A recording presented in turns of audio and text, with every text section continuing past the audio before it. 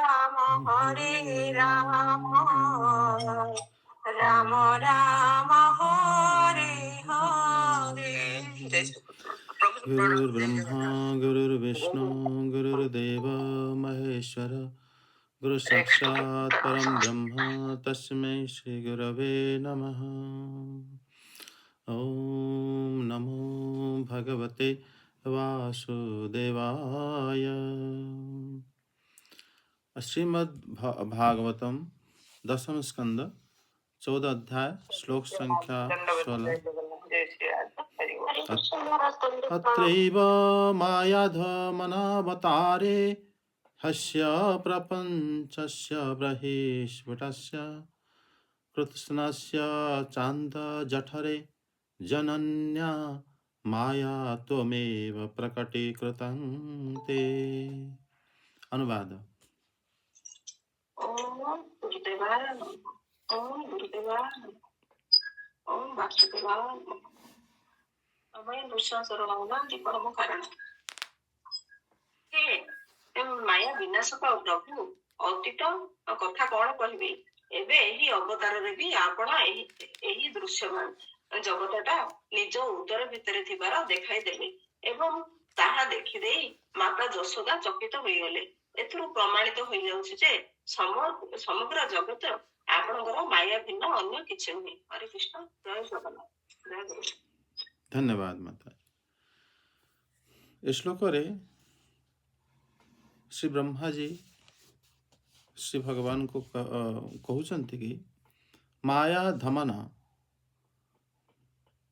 ହେ ପ୍ରଭୁ, ଯିଏକି ଆପଣ ମାୟାକୁ ନାଶ କରୁଥିବା ପ୍ରଭୁ, ଅତ୍ର ଏବ ଅବତାରେ, ଆପଣ ଏହି ଅବତାରରେ, ମାନେ ଅନ୍ୟ ଅବତାର ନ କହି ସେ କହୁଛନ୍ତି ଏହି ଅବତାରରେ, ବହି ସ୍ଫୁଟସ୍ୟ, जो ବାହାରେ ଦେଖାଯାଉଥିବା ଅସ୍ୟ ଏହି ଜଗତ, କୃତ୍ସ୍ନସ୍ୟ ପ୍ରପଞ୍ଚସ୍ୟ, କୃତ୍ସ୍ନସ୍ୟ ହେଲା ସମ୍ପୂର୍ଣ୍ଣ, ଆଉ ଏ ଜଗତ ପ୍ରପଞ୍ଚ ହେଲା ଆମେ ଯେଉଁ ଜାଗାରେ ରହୁଛନ୍ତି, ଜନନ୍ୟା ନିଜର ମାତାକୁ ବା ଶ୍ରୀ ଯଶୋଦା ମାତାଙ୍କୁ, ତେ ଅନ୍ତଃ ଜଠରେ ଆପଣ ନିଜର ମୁହଁ ଭିତରେ ଦେଖାଇ ଦେଇଥିଲେ କ'ଣ, एव प्रकटीकृतम, ये जो दिखाई देते कि यह दिखाई दे पूरा जगत आपणकर हृदय माने आपणकर मुह भितर देखा जाउतला, माने जना पड़ुतला आपणकर पूरा शरीर भितर ही जगत पूरा विद्यमान अछि।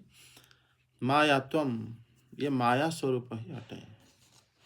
एक कथा श्री ब्रह्माजी कहउचंती, माने भगवान जेतेबेले माता को से निजर विश्वरूप देखाई थिले, आमे माने ए लीला सुनी सारचंती,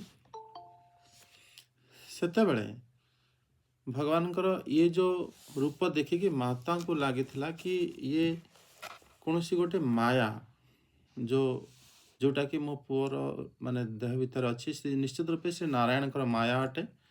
सी भगवान को स्मरण करते, नारायण को जहाँ इष्ट देव को से स्मरण करते, एक कथा आम शुणी। श्री ब्रह्मा जी ए जगार सी कहते जो माने जितेबले मु आपण को दर्शन करी जल भितर आपण जदि से जल जदि सत्य होता ताहले से आपण को लुचई दे था, किंतु जल सत्य नुह, से तो आपण ठारू सृष्ट, से प्रपंच रूपक गोटे जल थिला। आपण नारायण रूपरे जो जल भितर निवास करुले, वास्तव में आपण से जलर अधीन नुहे एवं जल जोटा कि प्रपंच भली ये जगत रे जेमिति पृथ्वी जल आकाश वायु इत्यादि सृष्ट हुवंती माया रूप हेथिबारु आपण से जल भितर लुचि नथिले, कारण जेतेबेले मु आपण से भितर खोजी थिली, जदि से जल आपण लुचाई दै थांता ताले आपण मुझे देखा पड़ी थांते। वास्तव में से जल गोटे माया थिला, माया केबे हेले आपण को ढाकी पारिबो नाही। तेणु से प्रथम कहिसंती, हे माया विनाशकारी प्रभु, यही अवतार रे, कारण आपण जेतेबेले आपण को मुह भितर सबु प्रकार ब्रह्मांड माने ए पूरा ब्रह्मांड को देखाई देथिले, सेतेबेले मध्य ए ब्रह्मांड बाहर देखा जाउथला, ता भितर भी आपण को मुह भितर भी देखा जाउथला। तेणु ये जो भितर थिला एको आपणकर माँ मध्य देखिथिले एवं माँ एको माया बोली मध्य ବିଚାର କରିଥିଲେ। ତେଣୁ ସେ ଶ୍ରୀ ନାରାୟଣଙ୍କୁ ପ୍ରାର୍ଥନା କରିଥିଲେ କି ପ୍ରଭୁ ଏ ମାୟାକୁ ଉପଶମ କର। ତେଣୁ ହେ ପ୍ରଭୁ ବାସ୍ତବରେ ଇଏ ଆପଣଙ୍କର ମାୟା ହିଁ ଅଟେ। ଶ୍ରୀଯୁକ୍ତ ସ୍ୱାମୀପାଦ ଏ ଶ୍ଲୋକରେ ଏଭଳି ଭାବରେ ବୁଝାଇଛନ୍ତି। ବୈଷ୍ଣବ ତୃଷ୍ଣାରେ କୁହାଯାଉଛି କି ବାସ୍ତବରେ କ'ଣ ଏ ଜଗତ ପାରମାର୍ଥିକ ସତ୍ୟ? ପାରମାର୍ଥିକ ମାନେ ଯେମିତି ଭଗବାନ ସତ୍ୟ, ସେଇଭଳି କ'ଣ ଏ ଜଗତ ସତ୍ୟ ଅଟେ କି? ସେଭଳିଆ ଯଦି ବିଚାର କରିକି ଦେଖିବା କି ବାସ୍ତବରେ ଏ ଜଗତ, ତେଣୁ ସେ କହୁଛନ୍ତି କି ମାନେ ଏହି ଜଗତ, ଏ ଜଗତ କେବେ ହେଲେ ପାରମାର୍ଥିକ ସତ୍ୟ ହେଇପାରିବ ନାହିଁ। ପାରମାର୍ଥିକ ସତ୍ୟ ମାନେ ଯେମିତି ଭଗବାନ ସଚ୍ଚିଦାନନ୍ଦ ସ୍ୱରୂପ, ସେଇଭଳି ଏ ଜଗତ ସଚ୍ଚିଦାନନ୍ଦ ସ୍ୱରୂପ ଭଳି ସତ୍ୟ ନୁହଁ। ତ ଯେତେବେଳେ ମୁଁ ସମାଧି ଲଗାଇଥିଲି, ତପସ୍ୟା କରୁଥିଲି ଏବଂ ସେତେବେଳେ ଶ୍ରୀ ନାରାୟଣ ସ୍ୱରୂପରେ ମୋତେ ଆପଣ ଅନୁଭବ ଗମ୍ୟ ହେଇଥିଲେ ଏବଂ ଏ ଜଗତର ଅସତ୍ୟତା ଏବଂ ଜଗତର ଜାଣିଥିଲି କି ଜଗତ ଅସତ୍ୟ ଏବଂ ଇଏ ପରିଣାମୀ, ମାନେ ତାର ଗୋଟେ ମାପ ଅଛି, ଏତିକି ଲମ୍ବା ଏତିକି ଚଉଡ଼ା ଇତ୍ୟାଦି, ମାନେ ମୁଁ ଅନୁଭବ କରିଥିଲି। ଶ୍ରୀ ବ୍ରହ୍ମାଜୀ ଯେତେବେଳେ ଶ୍ରୀ ଭଗବାନଙ୍କୁ ତପସ୍ୟା କରିଥିଲେ, ତପସ୍ୟା କଲା ପରେ ତାଙ୍କ ହୃଦୟରେ ଶ୍ରୀ ନାରାୟଣ ତାଙ୍କୁ ଦର୍ଶନ ଦେଇଥିଲେ, ସେତେବେଳେ ସେ ଜାଣିପାରିଥିଲେ କି ଏ ଯେଉଁ ବ୍ରହ୍ମାଣ୍ଡ ବାସ୍ତବରେ ଇଏ ଗୋଟେ ମାୟା ସ୍ୱରୂପ ଭଗବାନଙ୍କର ଅଟେ। ଯେତେବେଳେ ସେ ଆଖି ଖୋଲୁଥିଲେ ଏ ଜଗତ ଦେଖା ପଡ଼ୁଥିଲା ଏବଂ ସେ ଅନୁଭବ କରିଥିଲେ ଏ ଜଗତ ବାସ୍ତବରେ ଭଗବାନଙ୍କ ଭଳି ସତ୍ୟ ନୁହଁ। କାରଣ ଭଗବାନ ହୃଦୟ ଦର୍ଶନ ଦେଲେ, ଏ ଜଗତ ଭିତରେ ସେ ଦର୍ଶନ ଦେଲେ ନାହିଁ। ଜଗତରେ ବାକି ସେ ଜଳକୁ ମୁଁ ଦେଖିଲି, ପଦ୍ମ ଫୁଲକୁ ଦେଖିଲି, କିନ୍ତୁ ସେ ଭଗବାନଙ୍କୁ ଦେଖିପାରିଲିନି। ଅର୍ଥାତ୍ ଭଗବାନ ବାସ୍ତବରେ ଇଏ ଜଳ ତାଙ୍କୁ ତାଙ୍କୁ ଲୁଚାଇ ପାରିଲା ନାହିଁ। ଏ ଜଳ ହେଲା ଆମର ପ୍ରାପଞ୍ଚିକ ବସ୍ତୁ ବା ଭୌତିକ ବସ୍ତୁ ଏବଂ ଯେଉଁ ପଦ୍ମଫୁଲ ଇଏ ମଧ୍ୟ ଭୌତିକ ବସ୍ତୁ ଏବଂ ଶ୍ରୀ ଭଗବାନ ୟା ଭିତରେ ଯଦି ଥାନ୍ତେ ତାହେଲେ ମତେ ଦେଖା ପଡ଼ି ଯାଇଥାନ୍ତେ। କିନ୍ତୁ ବାସ୍ତବରେ ଭଗବାନ ମୋତେ ହୃଦୟରେ ଦେଖାଦେଲେ। ଯେତେବେଳେ ମୁଁ ତାଙ୍କୁ ଧ୍ୟାନ କରୁଥିଲି ସେ ସମୟରେ ମୋତେ ଭଗବାନ ସେ ହୃଦୟରେ ଦର୍ଶନ ଦେଲେ। ଭଗବାନ ଯେତେବେଳେ ତାଙ୍କ ହୃଦୟରେ ଦର୍ଶନ ଦେଲେ, ବ୍ରହ୍ମାଜୀ ସେତେବେଳେ ଶ୍ରୀ ଭଗବାନଙ୍କର ବିରାଟ ସ୍ୱରୂପ ଦେଖିଲେ। ଭଗବାନ ନାରାୟଣ ରୂପରେ ଅନନ୍ତ ଶୟାରେ ଶୟନ କରିଛନ୍ତି, ଭକ୍ତମାନେ ତାଙ୍କୁ ସେବା କରୁଛନ୍ତି ଏବଂ ସେ ଯେତେବେଳେ ଭଗବାନଙ୍କ ସ୍ୱରୂପ ଦେଖିଲେ ତାପରେ ମଧ୍ୟ ସେ ନିଜର କମଳ ମାନେ ଯେଉଁ ପଦ୍ମଫୁଲକୁ, ଜଳକୁ ଏବଂ ସେତେବେଳେ ସେ ବାୟୁ, ଆକାଶ ଆଉ ଏସବୁ ନିଜକୁ ନିଜେ ମଧ୍ୟ ଦେଖିଲେ ବ୍ରହ୍ମାଜୀ। ମାନେ ଏଭଳି 5ଟି ବସ୍ତୁକୁ ଦେଖିଥିଲେ। ଏ ବିଷୟରେ ଆମେ ତୃତୀୟ ସ୍କନ୍ଧରେ ଶୁଣି ସାରିଛନ୍ତି। ତୃତୀୟ ସ୍କନ୍ଧରେ ଶ୍ରୀ ବ୍ରହ୍ମାଜୀଙ୍କର ଯେତେବେଳେ ଶ୍ରୀ ଭଗବାନଙ୍କୁ ସେ ଦର୍ଶନ କରିଥିଲେ ଏବଂ ତାପରେ ଭଗବାନଙ୍କୁ ସେ ସ୍ତୁତି କରିଥିଲେ ପୁରୁଷ ସୂକ୍ତ ମନ୍ତ୍ରରେ ଏବଂ ଶ୍ରୀ ଭଗବାନ ତାଙ୍କୁ ଉପଦେଶ ପ୍ରଦାନ କରି ତାପରେ ଚତୁଶ୍ଲୋକୀ ଭାଗବତ ତାଙ୍କୁ ଶୁଣାଇଥିଲେ, ଯେଉଁଟାକି ଦ୍ୱିତୀୟ ସ୍କନ୍ଧରେ ଅଛି। ଆଉ ତୃତୀୟ ସ୍କନ୍ଧରେ ଶ୍ରୀ ମୈତ୍ରେୟ ମୁନି ମାନେ ଯେଉଁ ନୈମିତିକ ପ୍ରଳୟକୁ ବର୍ଣ୍ଣନ କରି ଶ୍ରୀ ବ୍ରହ୍ମାଜୀଙ୍କର ପ୍ରାଦୁର୍ଭାବ ଏବଂ କିଭଳି ଭାବରେ ଶ୍ରୀ ଭଗବାନଙ୍କୁ ସେ ଦର୍ଶନ କରିଥିଲେ ଇତ୍ୟାଦି ସେସବୁ ପୁନର୍ବାର ବର୍ଣ୍ଣନ କରିଛନ୍ତି। ଏଠି ସେ କହୁଛନ୍ତି କି ମାନେ ଯେଉଁ ଜଗତକୁ ଯେତେବେଳେ ମୁଁ ଆପଣଙ୍କୁ ଦର୍ଶନ କଲି ସେତେବେଳେ ମୁଁ ଜାଣିପାରିଲି କି ବାସ୍ତବରେ ଜଗତ ଆପଣ ତ ସତ୍ୟ, କିନ୍ତୁ ଏ ଜଗତ ଯେଉଁଟା ଆପଣଙ୍କ ଭଳି ସତ୍ୟ ନୁହଁ। ଆଉ ମୃଦୁ ଭକ୍ଷଣ ଲୀଳାରେ ଯେତେବେଳେ ଆପଣ ମାଟି ଖାଇଥିଲେ ସେତେବେଳେ ମଧ୍ୟ ସମ୍ପୂର୍ଣ୍ଣ ଏ ଜଗତ ପ୍ରପଞ୍ଚ ଆପଣଙ୍କ ମାତା ଯଶୋଦା ବାହାରୁ ଦେଖିଥିଲେ ଆପଣଙ୍କ ମୁହଁ ଭିତରେ ଏବଂ ଆପଣ ଭିତରେ ଯେତେବେଳେ ସେ ଦେଖିଲେ ସେ ମଧ୍ୟ ଅନୁଭବ କରିଥିଲେ କି ଇଏ ଯେଉଁ ବ୍ରହ୍ମାଣ୍ଡ ଆପଣ ତାଙ୍କ ମୁହଁରେ ଦେଖାଉଛନ୍ତି ଇଏ ମାୟା ଅଟେ। ମାତାଙ୍କ ଅନୁଭବ ଥିଲା, ସେଇଥିପାଇଁ ସେ ନାରାୟଣକୁ ମାନେ ମାୟା ବିନାଶ କରିବା ପାଇଁ ଅନୁରୋଧ କରିଥିଲେ ବା ପ୍ରାର୍ଥନା କରିଥିଲେ।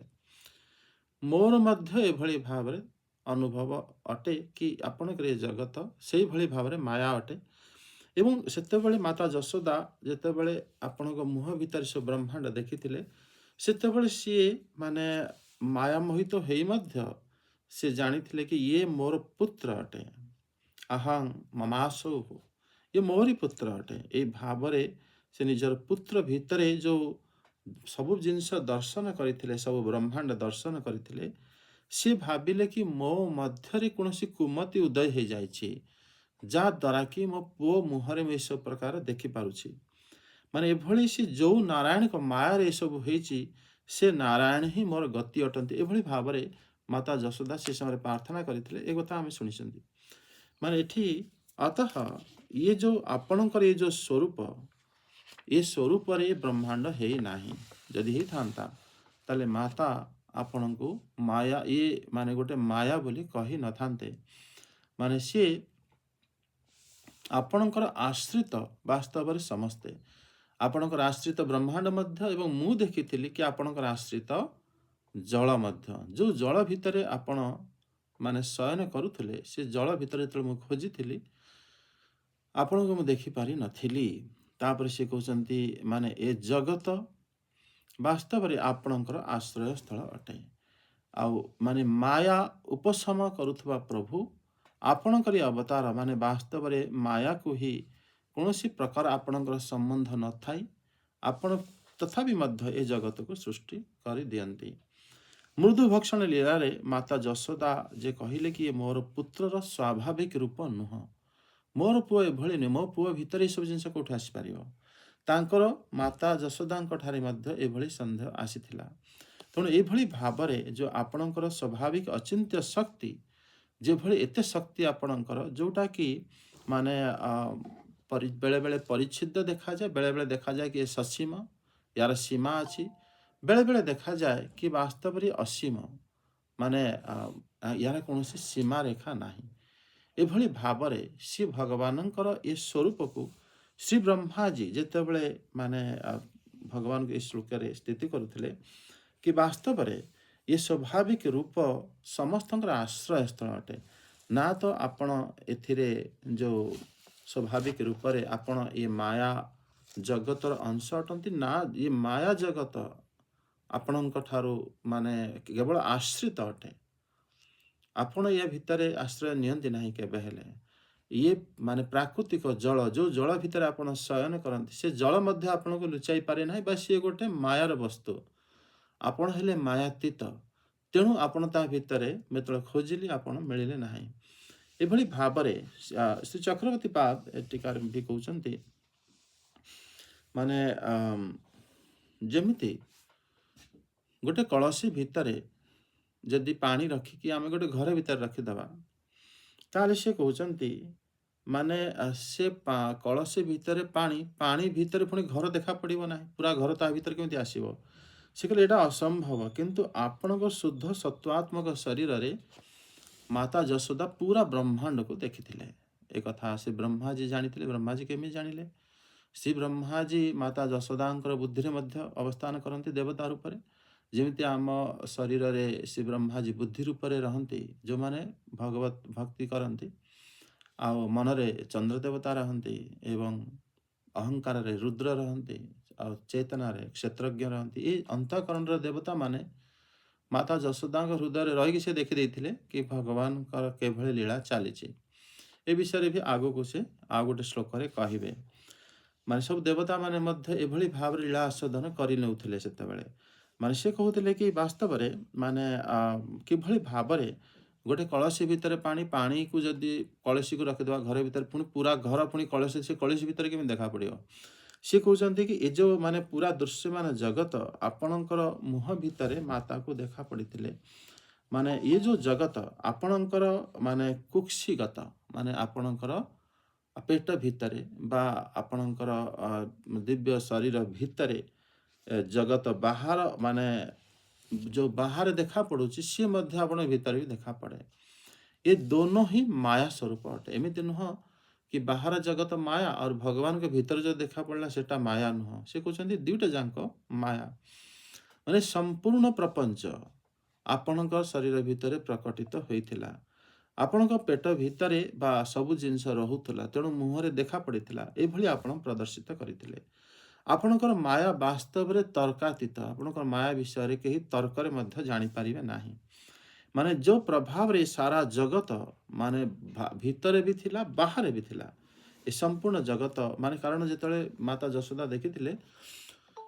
ଯଶୋଦା ଦେଖିଥିଲେ କି କିଭଳି ଭାବରେ ସେ ଭଗବାନଙ୍କର ଯେଉଁ ହୃଦୟରେ ମୁହଁ ଭିତରେ ପୁରା ଜଗତ ଦେଖା ପଡ଼ୁଥିଲା, ଏବଂ ପୁରା ଜଗତ ଭିତରେ ବୃନ୍ଦାବନ, ମାନେ ଯେଉଁ ବ୍ରଜ ଭିତରେ ମାତା ଯଶୋଦା, ଏବଂ ତା ଭିତରେ ଭଗବାନ ଶ୍ରୀକୃଷ୍ଣ, ବାହାରେ ବି ଶ୍ରୀକୃଷ୍ଣ ଥିଲେ, और भितर भी श्रीकृष्ण थिले। तेणु ए समय केबे हेले सेटा कुहाଯାई पारिब नाही कि सी तांकर प्रतिबिंब थिला कि जग जेमिति सूर्य कलश भितर देखा पड़े तो प्रतिबिंब रूप देखा पड़े। किंतु ये जगार जमी कहे दर्पण भितर आमर चेहरा देखा पड़े, आम ठिया हेले मुह देखा पड़े। माने एठी भगवान को भितर दर्पण भली ये जगत देखा पड़ू नथला। भगवान को भितर संपूर्ण जगत जदि दर्पण देखा पड़ू था ताले भगवान को भितर पुणी भगवान देखा पड़ न था ना। ता भितर से देखिले यशोदा माता भी अच्छा, श्रीकृष्ण भी अच्छा, आउ पुणी बाहर भी सी अच्छा। तेणु से समय माता यशोदा से समय कहते कि कहार माया मो पुओ भितर सब आसपार ना। तेणु एभली भाव ब्रह्माजी ए श्लोक को एभली भाव भगवान को कहते कि प्रभु आपण ये जो माया आपण को केबे ग्रास करिपारिबो नाही एवं ये जगत आपण भली पूर्ण जो सच्चिदानंद स्वरूप बा भली माया माने ये से भली सच्चिदानंद स्वरूप भली चिन्मय वस्तु नुह। ये जगत वास्तव में माया रे ही तैयारी होईची। तेणु आपण को ये मायाकृत जल द्वारा आपण को माया आपण को ढाकी पारि नथिला। वास्तव में आपण जल भितर लुचि पारंती नाही। ए विषय रे श्री ब्रह्मा जी श्लोक कहते आगे हम श्लोक 17 रे अनुवाद देखिया। यस्य कृशाविदं सर्वं सतमं भाति यथा तथा तत्त्वयपीह तत्सर्वं किमिदं मायया विना। अनुवाद। जय श्री जगन्नाथ प्रभु जी प्रणाम। प्रणाम। समग्र जगत आपण निजे बाहर देखा जाउछंती। यदि आपणकर उदर भीतर भी सबु किछि ठीक सेही परि देखा जाउछि तेबे एसबु कौन आपणक माया बिना संभव कर। एसबु निश्चित रूपे आपणकर लीला। जय श्री जगन्नाथ प्रभु जी प्रणाम। प्रणाम माता, धन्यवाद। ये कह रहे कहते कि सातमम आपणक सहित इदम सर्वम ये संपूर्ण विश्व यथा माने जेभली भाव रे यस्य कुक्षौ कुक्षौ हेला आपणकर शरीर भितर पेट भितर देखा जाउछि तथा सेही भली तत् ये सर्वम ये सब जगत इह अपि माने बाहरे प्रत्यक्ष देखा पड़ुछि आमको आमर घर द्वार पृथ्वी जल आकाश त्वयि से आपणक मध्यरे भी माने माया बिना केमिति देखा पड़ुछि। माने ये क्या माया बिना संभव। तेणु ये जगार आसे ब्रह्मदेव परम पूज्य ब्रह्मदेव से भगवान को एभली भाव दर्शन करी से श्रीकृष्ण को तांको स्तुति रे कथा कहउछन्ति। श्रीधर स्वामी पाद कहउछन्ति कि जदि श्रीकृष्ण माता यशोदांकर को पूरा तांको मुह भितरे संपूर्ण जगत देखाई देथिले, जो जगत बाहर थिला से जगत ता भितर भी देखा पड़ला, ताहले एको आमे प्रतिबिंब स्वरूप मानिबा उचित कि माने प्रतिबिंब जेमिति तम आपण गोटे आरसी नहीं कि बाहर जदि बुलिबे से आरसी भितर पूरा जहा अछि बाहर सेटा देखा पड़े भितर। किंतु से कहउछन्ति कि माने ये वास्तव रे माया रूही संभव हेथिला। कारण यस्य कुक्षौ श्री ब्रह्मा जी जो कहउछन्ति कि जहांकर उदर भितर जहांक भितर माने सारा जगत जेई भली देखा पड़ुथला जेमिति बाहर देखा पड़ुथला। माने एथिरे जगत रे श्री यशोदा मध्य माने तांको भितर निजको भी देखिथिले एवं ता भितर श्रीकृष्ण को भी देखिथिले। माने एभली आपणकर माया बिना ये संभव नुह। माने एभली माने बाहर जगत प्रतिबिंब भली आपणक भितर देखा पड़ी नथिला। जदि देखा पड़ी थांता कारण जेमिति दर्पण द्वारा आम्हे माने प्रतिबिंब को देखंती, किंतु प्रतिबिंब भितर दर्पण द्वितीय थर पुणी देखा पड़े नाही। दर्पण भितर दर्पण देखा जाए, दर्पण भितर अन्य वस्तु गुड़िक देखा जाए। से भली भगवान भितर जो सारा ब्रह्मांड देखा पड़ूला ता भीतर पुणी भगवान भी देखा पड़ते। तेणु ये निश्चित रूप से आपणकर माया अटे। अतः बाह्य जगत सर्वदा ही मिथ्या माने जोटा कि एथिरे सिद्ध हेउछि। एक श्रीधर स्वामीपाद तांकर जो ଭାବାର୍ଥ ଦୀପିକା ଟୀକାରେ କହୁଛନ୍ତି। ବୈଷ୍ଣବ ତୋଷଣୀରେ କୁହାଯାଇଛି କି ମାନେ ଜଗତ ମାୟାମୟ, ଯୋଉଟାକି ଏଠି ଶ୍ରୀ ବ୍ରହ୍ମାଜୀ ଶ୍ରୀ ଭଗବାନଙ୍କୁ କହୁଛନ୍ତି କି ଆପଣଙ୍କ ସହିତ ଇଏ ସାରା ଜଗତ ଦୃଷ୍ଟିଗୋଚର ହେଉଛି। ମାନେ ଏହାର ବିପରୀତରେ ଯଦି ବ୍ରହ୍ମାଣ୍ଡ ଇଏ ନରାକୃତି ରୂପରେ ସ୍ଥିତ ଆପଣଙ୍କ ଭିତରେ ଯଦି ଦେଖା ପଡୁଛି, ତାହେଲେ ଆପଣଙ୍କର ମାୟା ବିନା ଇଏ ସମ୍ଭବ ନୁହଁ। ଆପଣ ଯେ ସ୍ୱରୂପରେ ଦେଖା ପଡୁଛନ୍ତି କିନ୍ତୁ ତାଙ୍କ ଭିତରେ ବି ପୁରା ବ୍ରହ୍ମାଣ୍ଡ ଦେଖା ପଡୁଛି। ମାନେ ଏଥିରେ ସମ୍ବନ୍ଧରେ ବିନା ଜଗତ ଭିତର ବାହାର ଦି ଜାଗାରେ ସମ୍ଭବ ହବା ଅସମ୍ଭବ। ଯୋଉ ଜଗତ ବାହାରେ ବି ଅଛି ଆପଣଙ୍କ ଭିତରେ ବି ଅଛି, ଏଇଟା ଅସମ୍ଭବ। ତେଣୁ ଏଭଳି ଭାବରେ ଜଗତ ପାରମାର୍ଥିକ ସତ୍ୟ ନୁହେଁ, ଏ କଥା ଜଣାପଡ଼ୁଛି। ଏ ବିଷୟରେ ଆମେମାନେ ଯେଉଁ ଗର୍ଗ ସଂହିତାରେ ମଧ୍ୟ ଏ ବିଷୟରେ ଦୁର୍ବାସା ମୁନିଙ୍କର ମୋହ ବିଷୟରେ ବି ଏଥିରେ ଶ୍ରୀ ନାରଦ ମୁନି ବର୍ଣ୍ଣନ କରିଛନ୍ତି। ମାନେ ଥରେ ମୁନି ଦୁର୍ବାସା ପରମାତ୍ମା ଶ୍ରୀକୃଷ୍ଣଙ୍କର ଦର୍ଶନ କରିବା ପାଇଁ ବ୍ରଜମଣ୍ଡଳକୁ ଆସିଲେ ଏବଂ ସେ କାଳିନ୍ଦୀ ନିକଟରେ ଯେଉଁ ବାଲୁକାମୟ ଯେଉଁ ପୁଲିନରେ ବାଲିରେ ସେ ରମଣୀୟ ସ୍ଥାନରେ କ'ଣ କଲେ, ମହାବନର ସମୀପରେ ସେ ଶ୍ରୀକୃଷ୍ଣଙ୍କୁ ଦେଖିଲେ ଏବଂ ସେ ଦେଖିଲେ କ'ଣ ନା ମଦନ ଗୋପାଳ ଶ୍ରୀକୃଷ୍ଣ ସେତେବେଳେ ଭଗବାନ ଲୀଳା କରୁଥିଲେ। ସେତେବେଳେ ସେ ବାଛୁରୀ ଚରାଇବା ପାଇଁ ମଧ୍ୟ ଯୋଗ୍ୟ ହୋଇନଥିଲେ। ତାଠୁ ଛୋଟ ଅବସ୍ଥାରେ ଘର ପାଖରେ ମହାବନରେ ନନ୍ଦ ମହାରାଜଙ୍କ ଘର ଥିଲା ପ୍ରଥମେ, ସେ ପାଖରେ ସେ ଛୋଟ ବାଳକଙ୍କ ସହିତ ଖେଳନ୍ତି ଏବଂ ଏଭଳି ଖେଳନ୍ତି ପରସ୍ପର ମାନେ ମଲ୍ଲଯୁଦ୍ଧ କରନ୍ତି। ସେ ବାଲି ଉପରେ ସବୁ ଲୋଟପାଟ ହେଇଯାଆନ୍ତି ଏବଂ ଅନେକ ପ୍ରକାରର ବାଲ୍ୟଲୀଳା ଭଗବାନ କରୁଥିବାର ସେ ଦେଖିଲେ। ଶ୍ରୀ ବଳଦେବ ମଧ୍ୟ ତାଙ୍କ ସହିତ ଅଛନ୍ତି ଏବଂ ବଡ଼ ବଡ଼ ମାନେ ସେ ବଡ଼ ମନୋହର ଜଣାପଡ଼ୁଛନ୍ତି। ଏଇଭଳି ସେ ଧୂଳି ଧୂସରିତ ହୋଇ ଗଡ଼ି ଗଡ଼ିକି ସିଏ ମାନେ ଦୁର୍ବାସା ମୁନିଙ୍କ କୋଡ଼ରୁ ବି ପଳେଇ ଆଇଲେ, ପୁଣି ବାହାରିକି ପଳେଇଲେ। ମାନେ ସେ ଦୁର୍ବାସା ମୁନି ବସିକି ମାନେ ବିଚାର କଲେ କି ଇଏ କ'ଣ ମାନେ ଏ ଯେଉଁ ଷଡ଼ୈଶ୍ୱର୍ଯ୍ୟପୂର୍ଣ୍ଣ ପରମ ବ୍ରହ୍ମ ଅଟନ୍ତି, ମୋତେ କାହିଁ ଲାଗୁନି। ସେ ଭାବିଲେ ଇଏ ତ ନନ୍ଦ ମହାରାଜଙ୍କର ପୁଅ ଭଳି ଜଣାପଡ଼ୁଛନ୍ତି, କିନ୍ତୁ ଇଏ ତ ପରାତ୍ପର ଯାହାକୁ ବେଦ ଅନ୍ୱେଷଣ କରୁଛି, କ'ଣ ଇଏ ସେହି? ତାଙ୍କ ମନରେ ସନ୍ଦେହ ଆସିଲା ଏବଂ ସେତେବେଳେ ସିଏ ଭଗବାନ ଶ୍ରୀକୃଷ୍ଣ ତାଙ୍କ ସାଙ୍ଗରେ ମାନଙ୍କ ସହିତ ଖେଳରେ ପୁରା ବ୍ୟସ୍ତ ଏବଂ ସେତେବେଳେ ମହାମୁନି ଦୁର୍ବାସା ମୋହରେ ପଡ଼ିଗଲେ ଏବଂ ସେ ସମୟରେ ଶ୍ରୀକୃଷ୍ଣ ମାନେ ଧୂଳି ଧୂସର ହେଇକି ତାଙ୍କ ସଖା ସହିତ ପୁରା ଖେଳି ଚାଲିଛନ୍ତି। ଶ୍ରୀକୃଷ୍ଣଙ୍କର ଦୃଷ୍ଟି ମାନେ ଯେମିତି ବାଳକ ସିଂହ ଭଳି ଥିଲା। ଦୁର୍ବାସା ମୁନି କେବଳ ଏତିକି ଜାଣିପାରିଲେ ଏବଂ ଶ୍ରୀକୃଷ୍ଣଙ୍କର ଦୃଷ୍ଟିରେ ମାନେ ଯେତେବେଳେ ସେ ଜାଣିଲେ, ସେତେବେଳେ ଶ୍ରୀକୃଷ୍ଣ କ'ଣ କଲେ, ତାଙ୍କ ବାଳ ସଖାମାନଙ୍କ ସହିତ ମାନେ ଯେଉଁ ଖେଳିକି ହସୁଥିଲେ ସେତେବେଳେ ଦୁର୍ବାସା ମୁନିଙ୍କ ସାମ୍ନାକୁ ଆସିଗଲେ ଏବଂ ଆସିକି ସେ ନିଶ୍ୱାସ ଦ୍ୱାରା ଦୁର୍ବାସା ମୁନିଙ୍କୁ ତାଙ୍କ ଭିତରକୁ ଶରୀର ଭିତରକୁ ନେଇଗଲେ। ଯେଉଁ ଶରୀର ଭିତରେ ଏବେ ଆମେ ବିଚାର କଲେ କି ସେ ମାତା ଯଶୋଦାଙ୍କୁ ମଧ୍ୟ ଦେଖାଇଥିଲେ, ମାୟା ସ୍ୱରୂପ ବ୍ରହ୍ମାଣ୍ଡ ତାଙ୍କ ଭିତରେ ଅଛି ଏବଂ ଶ୍ରୀ ବ୍ରହ୍ମାଜୀ ମଧ୍ୟ ଦେଖିଥିଲେ କି ଭଗବାନ ଯେଉଁ ଜଳ ଭିତରେ ଶୟନ କରୁଛନ୍ତି, ସେ ଜଳ ଭିତରେ ଆଉ କେହି ନାହାନ୍ତି, ସେ ଏକୁଟିଆ ରହୁଛନ୍ତି। ମାନେ ସେ ଜାଗାରେ ମାନେ ଭଗବାନଙ୍କୁ ଦର୍ଶନ କରିପାରିନଥିଲେ।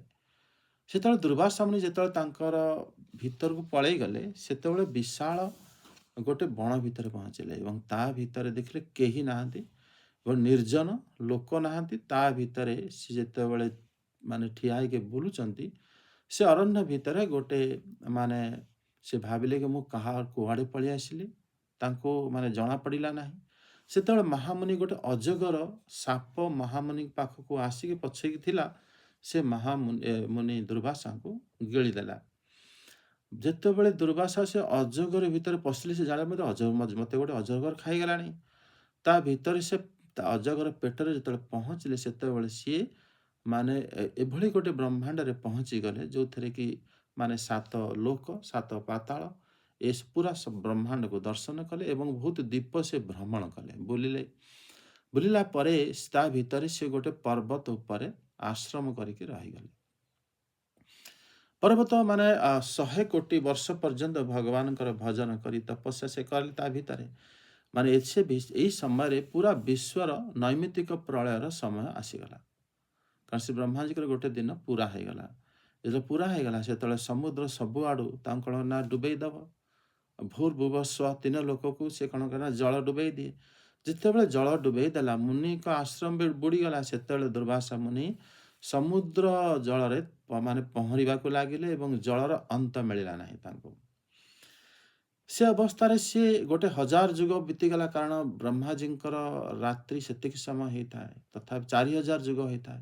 କିନ୍ତୁ ଯେତେବେଳେ ଦୁର୍ବାସା ମୁନି 1000 ବ୍ୟତୀତ ଯୁଗ ସହସ୍ରେ, ସେ 1000 ଯୁଗ ଯେତେବେଳେ ସିଏ ମାନେ ବିତାଇ ଦେଲେ, ସେଇ ସମୟରେ କ'ଣ ହେଲା ନା, ମଗ୍ନ ଅଭୁଦିଗ୍ଧ ତ ସ୍ମୃତି ହିଁ, ସେ ସମୟରେ 91 ଜଳରେ ତାଙ୍କ ସ୍ମୃତି ଶକ୍ତି ନଷ୍ଟ ହେଇଗଲା।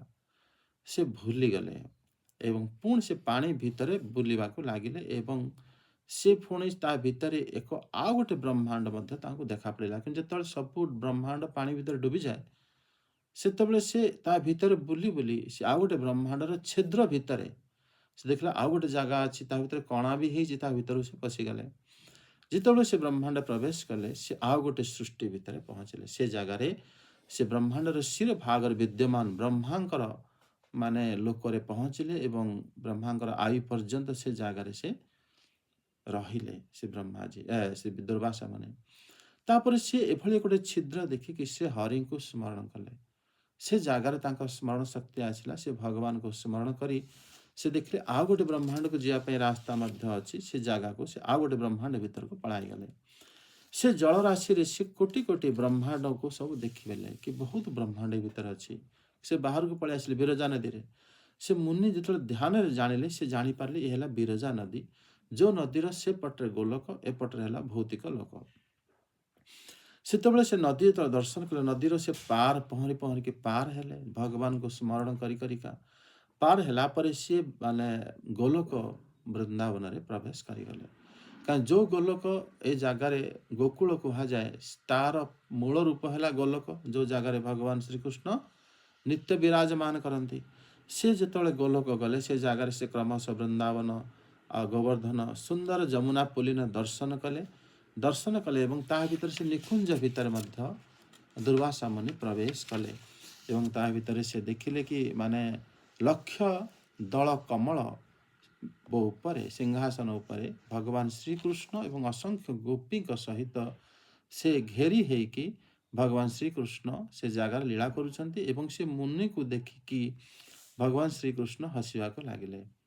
ଏବଂ ଯେତେବେଳେ ଦୁର୍ବାସା ମୁନିକୁ ଦେଖି ହସିବାକୁ ଲାଗିଲେ, ପୁନର୍ବାର ଭଗବାନ ଶ୍ରୀକୃଷ୍ଣ ତାଙ୍କୁ ନିଶ୍ୱାସ ଦ୍ୱାରା ତାଙ୍କୁ ମାନେ ଭିତରକୁ ଟାଣି ନେଲେ। ପରିପୂର୍ଣ୍ଣତମଂ ସାକ୍ଷାତ୍ ଶ୍ରୀକୃଷ୍ଣଂ ପୁରୁଷୋତ୍ତମଂ ଅସଂଖ୍ୟ ବ୍ରହ୍ମାଣ୍ଡପତିଂ ଗୋଲୋକଂ ସ୍ୱଂ ଦଦର୍ଶଃ ଶ୍ରୀକୃଷ୍ଣସ୍ୟ ଅପି ହସତଃ।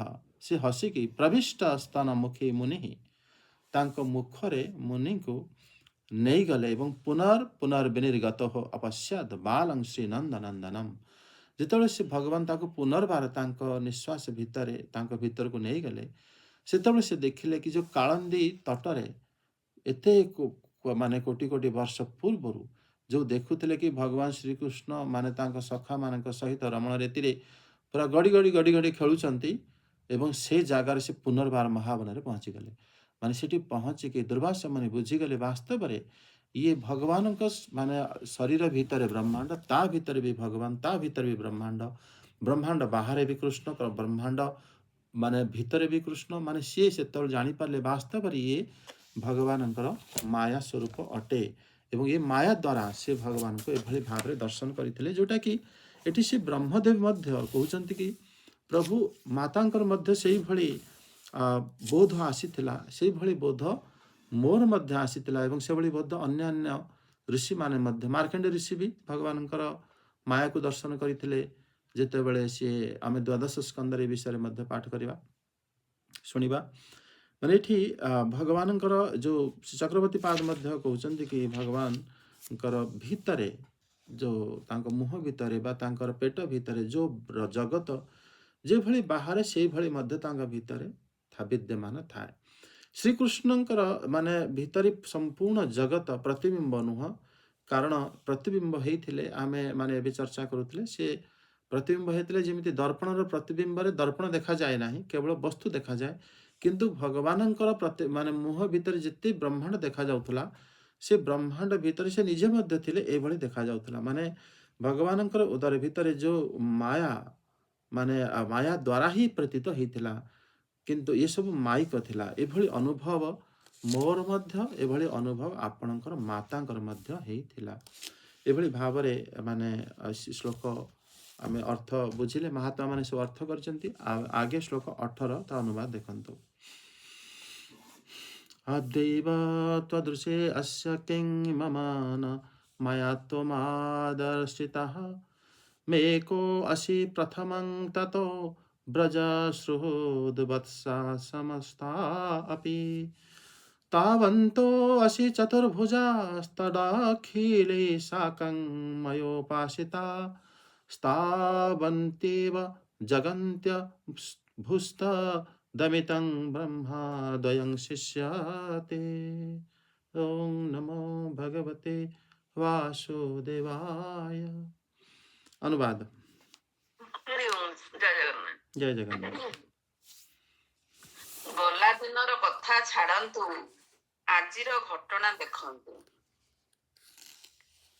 କଣ ଆଜି ଆପଣ ମୋରି ଆଗରେ ଆପଣଙ୍କ ଛଡା ଅବଶିଷ୍ଟ ସମ୍ପୂର୍ଣ୍ଣ ଜଗତ କେବଳ ଆପଣଙ୍କ ମାୟାର ଖେଳ ବୋଲି ଦେଖାଇ ଦେଲେ ନାହିଁ? ପ୍ରଥମେ ତ କେବଳ ଆପଣ ଥିଲେ, କିନ୍ତୁ ପରେ ଆପଣ ସବୁ ଗୋପାଳ ବାଳକ, ସେମାନଙ୍କର ସବୁ ବାଛୁରୀ, ବେତ ଓ ଶିକା ମଧ୍ୟ ହୋଇଗଲେ। ତାପରେ ମୁଁ ଦେଖିଲି ଆପଣଙ୍କର ସେହି ସବୁ ବାଳକ ରୂପ ଚତୁର୍ଭୁଜ ହୋଇଯାଇଛି ଏବଂ ମୋ ସମେତ ଅନ୍ୟ ସବୁ ତତ୍ତ୍ୱ ସେମାନଙ୍କର ସେବା କରୁଛନ୍ତି। ତାପରେ ଯେତିକି ବାଳକ ଆଦି ଥିଲେ, ଆପଣ ସେତିକି ସଂଖ୍ୟକ ବ୍ରହ୍ମାଣ୍ଡ ରୂପ ହୋଇଗଲେ। କିନ୍ତୁ ଏବେ ମୁଁ ଦେଖୁଛି କେବଳ ଆପଣ ଅଦ୍ୱିତୀୟ ବ୍ରହ୍ମ ରୂପେ ରହିଛନ୍ତି। ହରି ଓମ୍। जय जगन्नाथ। धन्यवाद माताजी। ମାନେ ଏଠି ଭଗବାନଙ୍କର ପ୍ରଥମେ ଭଗବାନଙ୍କର ମୁହଁ ଭିତରେ ଯେତେ ବ୍ରହ୍ମାଣ୍ଡ ସେ ଦେଖିଲେ ସବୁ ମାଇକ ବ୍ରହ୍ମାଣ୍ଡ ଥିଲେ, କିନ୍ତୁ ଏବେ ଯାହାକୁ ସେ ଦେଖିଥିଲେ ସେମାନେ କେହି ମାଇକ ନୁହନ୍ତି। ମାନେ ଭଗବାନ କାହାକୁ ମାୟାରେ କରିଦେବେ, କାହାକୁ ପ୍ରତ୍ୟକ୍ଷ ରଖିବେ ମାୟାତୀତ, ତାଙ୍କ ମାନେ ବିଷୟରେ ଯେତେ ଚିନ୍ତା କରିବେ ସେତେ ଅଦ୍ଭୁତ ହିଁ ଲାଗିବ କେବଳ। କାରଣ ଭଗବାନ ଯେତେବେଳେ ତାଙ୍କର ନିଜେ ହିଁ ତାଙ୍କ ସ୍ୱରୂପରେ ଗୋପାଳ ବାଳକ ମାନେ ସବୁ ହେଇଯାଇଥିଲେ, ବାଛୁରୀ, ସେ ସମସ୍ତେ ନାରାୟଣ ସ୍ୱରୂପ ଥିଲେ। ଏବଂ ନାରାୟଣ ସ୍ୱରୂପ ଯେତେବେଳେ ହେଇଥିଲେ ବ୍ରହ୍ମାଜୀ ତାଙ୍କୁ ଦେଖିଲେ, କାରଣ ନାରାୟଣ କେବେ ମାୟା ହୁଅନ୍ତିନି। ଏବଂ ସେତେବେଳେ ମଧ୍ୟ ସବୁ ମାନେ ନାରାୟଣଙ୍କ ନିକଟରେ ଅନେକ ପ୍ରକାରର ବ୍ରହ୍ମାଜୀ ଭଗବାନଙ୍କୁ ସ୍ତୁତି କରୁଥିଲେ, ବ୍ରହ୍ମାଣ୍ଡ ସ୍ୱରୂପରେ ସ୍ତୁତି କରୁଥିଲେ। ସେତେବେଳେ ଯେଉଁ ବ୍ରହ୍ମାଣ୍ଡ ବ୍ରହ୍ମାଜୀ ଦେଖିଥିଲେ ସେଟା କିନ୍ତୁ ମାୟା ନଥିଲା, କାରଣ ସେ କୃଷ୍ଣ ହିଁ ନିଜେ ତିଆରି ହେଇଥିଲେ ବ୍ରହ୍ମ ରୂପରେ। ମାନେ ଏ ବଡ଼ ଅଦ୍ଭୁତ ଲୀଳା, କୋଉଟା ମାୟାରେ ଆସିଯାଉଛି, କୋଉଟା ମାୟାତୀତ ହେଇଯାଉଛି। ସେ ବ୍ରହ୍ମାଜୀ, ସେଥିପାଇଁ ବ୍ରହ୍ମାଜୀ ମୋହିତ ହେଇଯାଇଥିଲେ ଭଗବାନଙ୍କୁ ଦେଖିକି। ବ୍ରହ୍ମାଜୀ ଏତେ ସାଧାରଣ ମାନେ ଆମ ଭଳିଆ ତ ନୁହନ୍ତି, ସେ ନିଜ ସୃଷ୍ଟିକର୍ତ୍ତା। ସିଏ ମଧ୍ୟ ତାଙ୍କ ବୁଦ୍ଧି ମାଧ୍ୟମରେ ମଧ୍ୟ ଏକୁ କଳନା କରିପାରିନଥିଲେ ସେ ବ୍ରହ୍ମାଜୀ। ଏ ଜାଗାରେ ମାନେ ସେ ଜନନ୍ୟୁ ଭାବ ଅପ୍ୟସ୍ତା ହିଁ ଯେଉଁ ଶ୍ରୀଧର ସ୍ୱାମୀପାଦ କହୁଛନ୍ତି କି ମାତା ଯଶୋଦା ଆପଣଙ୍କର ଯେଉଁ ଜନନୀଙ୍କର ଅନୁଭବ, ଏଟାର ପ୍ରମାଣ କି ଆପଣଙ୍କର ମୁହଁ ଭିତରେ ଯେଉଁ ଦେଖା ପଡୁଥିଲା ସେସବୁ ମାୟା ଥିଲା। କିନ୍ତୁ ଏ ଜାଗାରେ ସାକ୍ଷାତ ଆପଣ ଯେତେବେଳେ ବାଳକ ଆଉ ବାଛୁରୀ ଏବଂ ଆପଣ ଚତୁର୍ଭୁଜ ରୂପ ଦ୍ୱାରା ମାନେ ଶ୍ରୀ ନାରାୟଣ ରୂପରେ ସାକ୍ଷାତ ଏସବୁ ଆପଣ ମୁଝେ ଦର୍ଶନ କରାଇଲେ। ଗୋଟେ ବର୍ଷ ହେଲା ଏଭଳି ଭାବରେ ଭଗବାନ ତାଙ୍କ ସହିତ ଲୀଳା କରୁଥିଲେ। ଏବଂ ସେତେବେଳେ ଇଏ ମାନେ ବାଛୁରୀ ଏ ବାଳକ ମାନେ ସମସ୍ତେ ଜ୍ଞାନ ମାନେ ଯେଉଁ ଅନନ୍ତ ଏବଂ ସତ୍ୟ ରୂପରେ ସେମାନେ ମୋତେ ଦେଖା ପଡ଼ିଲେ, କାରଣ ଏମାନେ ସତ୍ୟ ଥିଲେ। ପୂର୍ବରୁ ଯେଉଁ ମାନେ ମାତା ଯଶୋଦା ମୁହଁରେ ଦେଖିଥିଲେ, ମୁଁ ମଧ୍ୟ ଆପଣଙ୍କୁ ପାଣି ଭିତରେ ଖୁସି, ତ ମାୟା ସ୍ୱରୂପ ଥିଲା। ମାନେ ଆପଣ ନୁହଁ, ଏ ଜଗତର ମାୟା ଭଳି ଦେଖାଉଥିଲା। କିନ୍ତୁ ଏବେ ଯେଉଁ ଆପଣ ଏ ସ୍ୱରୂପ ନେଇଥିଲେ, ଇଏ ସବୁ ଆପଣଙ୍କର ଇଏ ସଚିଦାନନ୍ଦ ଘନ ସ୍ୱରୂପ ହିଁ ଥିଲା। ଏଥିରେ